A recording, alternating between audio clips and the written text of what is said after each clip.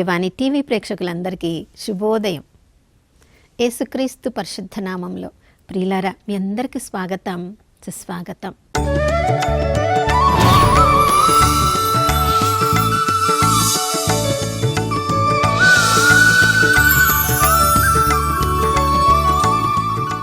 గడిచిన దినమంతా కోడి తన రెక్కలను చాచి తన రెక్కల క్రింద తన బిడ్డల్ని కాచుకున్నట్లుగా సిలువ రక్తపు నీడలో నిన్ను నన్ను కాచుకున్న దేవాతి దేవునికి మనస్ఫూర్తిగా వందనాలు తెలియచేద్దాం. నమ్మదగిన దేవుడు, విశ్వసనీయుడు ఈ ఉదయకాలంలో కూడా తన ప్రేమను, కరుణను మనందరిపై కుమ్మరించారు. ప్రియులారా, నిరంతరమైన దేవుని ప్రేమ ఎల్లప్పుడూ మనకు అందుబాటులో ఉంది. కాబట్టి ఈరోజు ఏ పరిస్థితిని చూసి భయపడకుండా అన్ని పరిస్థితులలో కూడా ఆ దేవుడు ఇచ్చే శక్తి ద్వారా మనం దాన్ని ఎదుర్కోగలం, విజయవంతంగా ముందుకు సాగిపోగలం అనే విశ్వాసం మనకు ఉన్నట్లయితే ఏ పరిస్థితిని చూసి మనం భయపడ్డం కాదు, కానీ అలాంటి పరిస్థితులు మన దగ్గరికి రావడానికి భయపడాలి. అటువంటి విశ్వాసపూరితమైన జీవితం ఈరోజంతా జీవించడానికి మనల్ని మనము ఈ ఉదయకాలంలో సిద్ధం చేసుకుందాం. నా ప్రియ సహోదరుడ, సహోదరి, ప్రతిరోజు రకరకాల పరిస్థితులను మనము ఎదుర్కొంటూ ఉంటాం. కొన్ని పరిస్థితులలో చాలా సంతోషం, మరికొన్ని పరిస్థితులు వాటిని ఎదుర్కొంటూ ఉన్నప్పుడు అవి నాకే కలగాల, అవి నా దగ్గరికే రావాలా, ఆ పరిస్థితి నా కుటుంబానికి రావాలా, దేవుడు నన్నే ఆ పరిస్థితిలో ఉంచాలా అని ఎన్నోసార్లు మనం వాపోతూ ఉంటాం, భయపడుతూ ఉంటాం, బాధపడుతూ ఉంటాం, కృంగిపోతూ ఉంటాం. అంతేగాని ఆ పరిస్థితిలో దేవుడు నన్ను ఎందుకు ఉంచాడు అని ఆలోచించం. ప్రియులారా, కొన్నిసార్లు మరీ ఎక్కువ ఆలోచించి మనం చేయవలసిన చిన్న చిన్న పనులను కూడా చెయ్యకుండా ఇక జీవితం మీద విరక్తి కలిగినట్లుగా, జీవితంలో ఏమీ సాధించలేనట్లుగా, ఆ పరిస్థితి ఇక మన జీవితానికి అంతం అన్నట్లుగా అంతగా నిరాశ నిస్పృహలోనికి మనం వెళ్ళిపోతూ ఉంటాం. కానీ మన కన్నులతో మన పరిస్థితిని చూడకుండా దేవుడు నన్ను ఈ పరిస్థితిలో ఎందుకు ఉంచాడు అని మనం ఆలోచించగలిగితే, దేవుని కన్నులతో మనల్ని మనం చూసుకోగలిగితే, వాక్యం ద్వారా ఆ పరిస్థితిలో దేవుడు మనతో ఏం మాట్లాడుతున్నాడు అని పరిస్థితిని మనం అర్థం చేసుకోగలిగితే, దేవుని కృప ద్వారా మనం ఆ పరిస్థితిని విజయవంతంగా మార్చవచ్చు. ప్రియులారా, చూడండి, న్యాయాధిపతుల గ్రంథం 3వ అధ్యాయం 31వ వచనంలో ఒక్కటే ఒక్క వచనం, షమ్గరు అనే ఒక న్యాయాధిపతి గురించి దేవుడు మనందరికి అక్కడ నేర్పిస్తూ ఉన్నాడు. ఆయన ఆ పరిస్థితులతో యుద్ధం చేస్తూ ఉన్నప్పుడు ఒక్కడే ఉన్నాడు.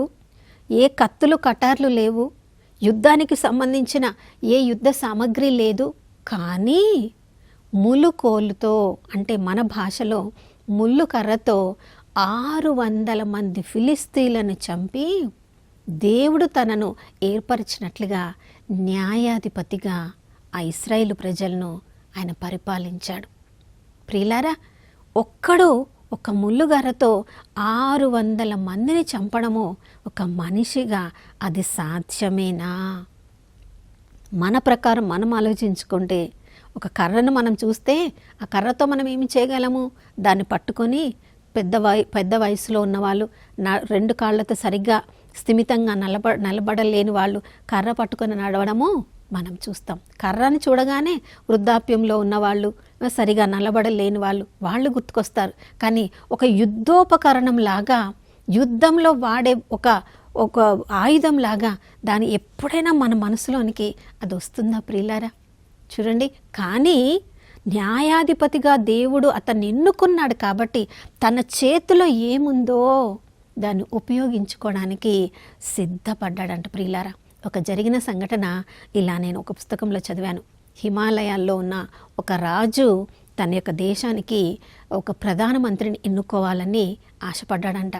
కానీ ఎలాంటి గుణగణాలున్న వ్యక్తి నాకు ప్రధానమంత్రి కావాలని, గొప్ప గుణగణాలున్న వాళ్ళనే ప్రధానమంత్రిగా ఎవరైనా కోరుకుంటారు. కాబట్టి అంత గొప్ప వ్యక్తిని ఎన్నుకోవాలంటే కొన్ని పరీక్షలు వాళ్ళు ఎదుర్కోవాలి. మరి రాజు కోరుకున్నట్టుగా ఒక 3 వ్యక్తులను ఆ ప్రధానమంత్రి ఆ ఉన్నత స్థితికి లేపాలనుకున్నప్పుడు వారి 3 ఒక గదిలోనికి పిలిచి నేను ఒక పరీక్ష పెడుతున్నాను, ఈ పరీక్షలో ఎవరెవరైతే ఈ ముగ్గురులో ఎవరు పాల్గొని ఎవరు ఈ పరీక్షలో గెలుస్తారో వాళ్ళని నేను నా ప్రధానమంత్రిగా చేస్తాను అని చెప్పి, ప్రియులారా అదొక పెద్ద హాల్లాగా ఉందంట. అప్పుడు వరకు మాట్లాడిన ఆ యొక్క రాజుగారు బయటికి వెళ్ళారు. వాళ్ళకి చెప్పిన పరీక్ష ఏంటంటే, నేనైతే బయటికి వెళ్ళిపోతున్నాను, బయట తాళం వేస్తున్నాను, మీరు ఎలా ఆ తాళం తీస్తారో నాకు తెలియదు, ఎవరైతే తాళం తీసి బయటకు వస్తారో వాళ్ళని నా ప్రధానమంత్రిగా నేను ఎన్నుకుంటాను అని చెప్పారంట. ఆ ముగ్గురు వ్యక్తులు ఆలోచిస్తున్నారు. బయటకు తాళం వేసుంటే మనం ఎలా లోపలించి తీయగలము? అసలు ఇదేమైనా పరీక్షనా? ఈ రాజుగారికి ఏమన్నా ఆలోచన ఉందా? ఇలాంటి రాజు దగ్గర పనిచేసి మనం ఏం గొప్పగా సాధించబోతున్నాం? తాళం వేసున్న ఆ తాళపు చెవి మన దగ్గర లేనప్పుడు, అది కూడా బయట వేసున్నప్పుడు, అది లోపల వేసుంటే ఒక రాయి తీసుకునో ఎలానో పగలగొట్టి మనం వెళ్ళేవాళ్ళం కదా. ఎందుకు ఈ ఇలాంటి పరీక్షలు మనం ఎందుకు పాల్గొనాలి అని చెప్పి ఒకడు చాడ నిరాశలోకి వెళ్ళిపోయి, నేను ఇతని దగ్గర పనే చెయ్యను, ఇటువంటి తెలివి లేని రాజు దగ్గర నేను పని చేయడానికి నేను అర్హుణ్ణి కాదు, నేను చాలా తెలివైన వాణ్ణి అని చెప్పి ఒకడు ప్రక్కకి వెళ్ళిపోయాడంట ప్రియులారా. ఇంకొకడు బాగా చదువుకున్నవాడు, బయట నుంచి తాళం వేసుంటే నేను దాన్ని ఎలా తీయాలి, ఏదైనా సీకు దొరుకుతుందా, ఏదైనా రాడ్ దొరుకుతుందా, ఏదైనా దారం దొరుకుతుందా, పైనుంచి దాన్ని బయటికి వేసి తాళం తీయగలనా, ఏదైనా తనకున్న తెలివితో అంతా ఆలోచిస్తూ ఉండిపోయాడంట. బయట నుంచి వాళ్ళు సమయం చెప్తున్నారు, ఇంకా మీకు 10 నిమిషాలే ఇస్తున్నాము, ఇంకా మీకు 5 నిమిషాలే ఇస్తున్నాము, ఇంకా మీకు 2 నిమిషాలే ఇస్తున్నాము, ఇంకా 1 నిమిషం ఇస్తున్నాము అనే లోపు మూడో వాడు చివరిగా ప్రార్థన చేసుకొని, ప్రభువా ఇక్కడైతే చేయగలిగింది ఏమీ లేదు, నేను చేయగలిగింది అసలే లేదు, కానీ నేను నీ మీద ఆధారపడుతున్నాను అని చెప్పి ఆ తలుపు దగ్గరికి వెళ్ళి తలుపుని తీసినప్పుడు బయట ఏ తాళం వేసలేదు. ఆ తలుపు అలా దగ్గర పెట్టుంది కాబట్టి అతడు తీయగానే తలుపు తెరవబడిందంట. ప్రియులారా, చాలాసార్లు మనం ఇదే చేస్తూ ఉంటాం. మన తెలివితోటి మనకి ఇంకా ఇది లేదు అది లేదు అని మనం ఆలోచిస్తూ ఎన్నెన్నో పరిస్థితులలో దేవుడు మనల్ని గొప్పగా శంగర్లాగా న్యాయాధిపతిలాగా ఉపయోగించుకోవాలనుకున్నప్పుడు ఆ పరిస్థితులన్నిటిని కూడా మనం కోల్పోతున్నాము. నాయకుడిగా ఉండవలసిన వాళ్ళము ఆ పరిస్థితిలోనికి మనం ప్రవేశించలేక మనల్ని మనమే ఆపివేసుకుంటున్నాము. చూడండి, మనం చేయవలసిందేంటి? ఆ పరిస్థితిని చూసి భయపడడం కాదు, ఆ పరిస్థితికి దూరంగా ఉండి ఆలోచించడం కాదు, ఆ పరిస్థితిలోనికి ఎంత సమయం మనకి ఇవ్వబడిందో, దేవుడు అన్ని శక్తియుక్తులను మనకు ఆల్రెడీ అనుగ్రహించే ఉన్నారు కాబట్టి ఆ పరిస్థితిలోనికి ప్రవేశించాలి ప్రియులారా. దాన్ని చూసి భయపడకూడదు, దాన్ని చూసి ఆ పరిస్థితిలోకి నేను వెళ్ళేటట్టు ఎవరెవరు చేశారో వాళ్ళని చూసి సనగడం కాదు, ఆ పరిస్థితిని చూసి భయపడి పారిపోవడం కాదు, పరిస్థితిలోనికి ప్రవేశించి దాన్ని ఎదుర్కోవడానికి మన దగ్గర ఏముంది దాన్ని కనుగొనడానికి ప్రయత్నించాలి. శంగర్ దగ్గర కత్తులు లేవు, కటార్లు లేవు, ఏమీ లేవు, ఒక్క ముల్లుగర్ర ఉంది. తన శక్తినంతా ఉపయోగించి ఒక ముల్లుగర్రతో దేవుడు అక్కడ నిలబెట్టాడు కాబట్టి తన మీద తనకి నమ్మకం ఉంది కాబట్టి ప్రియులారా, తన ప్రజల్ని కాపాడాలి, తన యొక్క ఇశ్రాయేలు ప్రజల్ని కాపాడాలి, నా శక్తినంతా ఉపయోగించాలి. ఈ పరిస్థితిలో నేను మరణించినా పర్వాలేదు. చూడండి, 600 మీదికి ఒక ముల్లుగారతో వెళితే అతడు తిరిగి బ్రతికి బయటకు వస్తాడా అంటే తనను తాను కోల్పోవడానికి కూడా శంగరు సిద్ధపడ్డాడు. ఒక ముల్లుగరతో తన శక్తినంతా ఉపయోగించి తాను ఎంతవరకు పోరాడగలనో అంతవరకు పోరాడతాను అని ప్రయత్నించినప్పుడు దేవుని శక్తి ఆ పరిస్థితిని తన ఆధీనంలోనికి తీసుకుంది. తను వేసిన ఒక్కొక్క దెబ్బ ఒక్కొక్కరు మరణించారేమో. అంతమందిని 600 మందిని ఒక కర్రతో చంపడానికి ఎంత శక్తి అతనికి అవసరమైంది ప్రియులారా. ఆ శక్తి అంత ఒక మానవుడి దగ్గర తనకి ఉండగలుగునా? ఆ పరిస్థితిలో అతని యొక్క నమ్మకాన్ని, విశ్వాసాన్ని చూసి దేవుడే ఆ పరిస్థితిని తన ఆధీనంలో తీసుకొని తనను ఒక న్యాయాధిపతిగా నిలబెట్టాలి కాబట్టి దేవుడు అంత శక్తిని అనుగ్రహించాడేమో. చూడండి, మోషే దగ్గర తన యొక్క నేను వెళ్ళను అని చెప్పిన వాడు, నేను చెప్పింది నువ్వు చెప్పయ్యా చాలు, నా మాటలు నువ్వు చెప్తే చాలు, ఫరో ముందు నా శక్తిని నేను చూపిస్తాను, నువ్వు నిలబడాలి, నేను చెప్పింది నువ్వు మాట్లాడాలి అని చెప్పినప్పుడు, తన మాటల్ని చెప్పినప్పుడు చూడండి ప్రియులారా, 10 అరిష్టాలను కలిగించే ఆ శక్తి దేవునికి ఉంది. ఫరో ముందు నిలబడడానికి మొదట భయపడిన మోషే తర్వాత ధైర్యంతో ముందుకు వెళ్ళాడు కాబట్టి తన ఇశ్రాయేలు ప్రజలను దేవుని శక్తి ద్వారా ఐగుప్తు దాసత్వం నుంచి బయటికి తీసుకొని రాగలిగాడు. సంసోను ఒకే ఒక ఎముక, గాడిద దవడ ఎముక, ఒక దవడ ఎముకతో అతను దాన్ని పట్టుకోవాలి, దానితో యుద్ధం చేయాలి. ప్రియులారా, వీళ్ళందరూ వీరుల్లాగా మారారంటే తమ మీద ఉన్న తమ శక్తిని మీద నమ్మకంతో కాదు.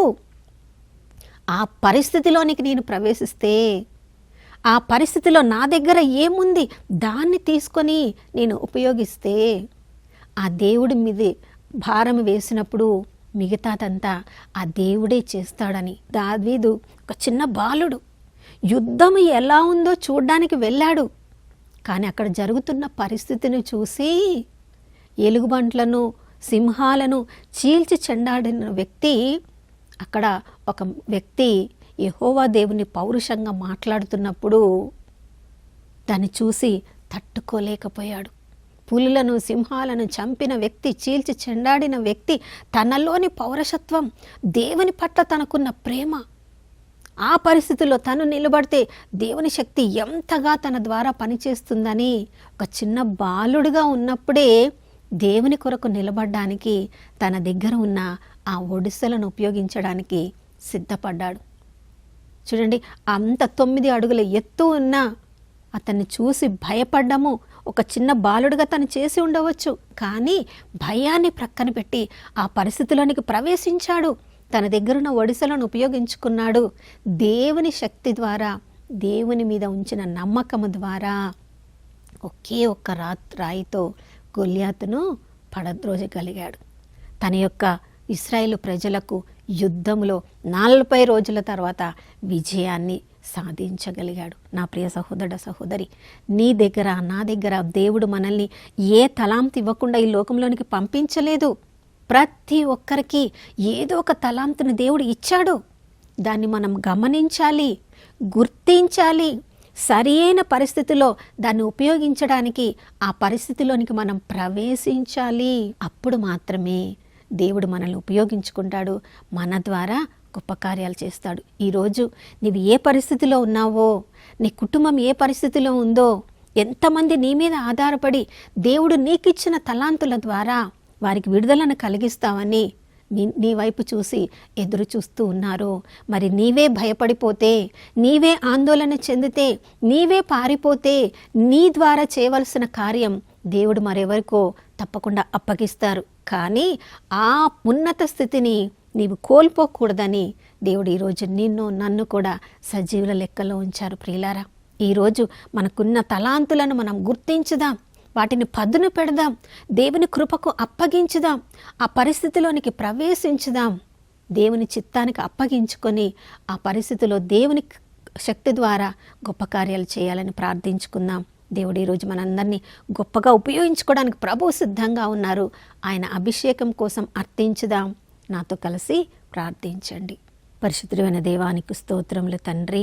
ప్రభా, ఎన్నోసార్లు నాయన గొప్ప కార్యాలు చేయడానికి మాకు అవకాశములు వస్తూ ఉన్నప్పటికీ కూడా మా ఆలోచనలలో సరి అయిన విధానం లేకపోవడం ద్వారా, మీరు మాకు ఇచ్చిన తలాంతులను మేము గుర్తించలేకపోవడం ద్వారా, నిరాశకు నిస్పృహకు లోనవ్వడం ద్వారా ప్రభా, లేదా నాయన ఆ పరిస్థితిని చూసి అది చాలా చిన్న పరిస్థితి, మాలో ఉన్న గొప్ప గొప్ప తలాంతులను దాని కొరకు మేము ఎందుకు చూడాలని ప్రభా కొన్నిసార్లు గర్వంతో విర్రవీగడం ద్వారా నాయనా మేము ఎన్నో పరిస్థితులను కోల్పోతున్నాం. ఎంతోమందికి ఆశీర్వాదకరంగా ఉండవలసిన మేమే ఇతరులకు ఒక సమస్యలాగా మారిపోతున్నాం. ప్రభా, ఈరోజు ఏ పరిస్థితులలో మీరు మాకు ఇవ్వబోతున్నారు మీకు తెలియకుండా తల వెంట్రుక కూడా మా తల నుంచి క్రింద పడదు అన్నావు ప్రభా. ఏ పరిస్థితి అయినా మేము ఎదుర్కోవాల్సి వస్తుంది అంటే అది మీకు తెలిసిన తర్వాతనే, మీరు ఆజ్ఞ ఇచ్చిన తర్వాతనే, మీరు అనుమతి ఇచ్చిన తర్వాతనే అది మా దగ్గరకు వస్తుంది. కాబట్టి ప్రభా, ప్రతి పరిస్థితిని ఎదుర్కోవడానికి ఈ ఉదయకాలంలో మమ్మల్ని సిద్ధపరచమని, నూతనంగా అభిషేకించమని యేసయ్య పరిశుద్ధ నామంలో అడిగి వేడుకొని పొంది ఉన్నాము మా ప్రియ పరలోకపు తండ్రి, ఆమేన్. ప్రియులారా, షమ్గర్లాగా నీ దగ్గర ఏముందో ఉపయోగించుకొని ప్రతి పరిస్థితిలో ఈరోజు విజయం పొందుదాం, ఎంతోమందికి ఆశీర్వాదకరంగా ఉందాం. మరొక నూతన శుభోదయంలో మనం అందరం కలుసుకునే వరకు దివ్యవాణి టీవీని వీక్షిస్తూ ఉందాం. ఇమ్మానుయేలు, దేవుడు మనతో ఉన్నారు.